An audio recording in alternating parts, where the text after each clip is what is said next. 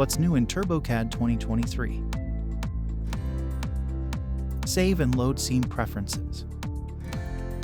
Go to Drawing Setup, TurboLux Scene and click on the Save button. Save option window will open and make sure Right Parameter Description option is checked. When selecting Right Parameter Description, the parameters are stored in the text file. When the file is reloaded and parameters are deselected, the file is saved without the parameters. Now change the parameters and save the file with the Right Parameters option selected. After changing the file preference, the status gets updated in the text file showing the parameters updated, status changed.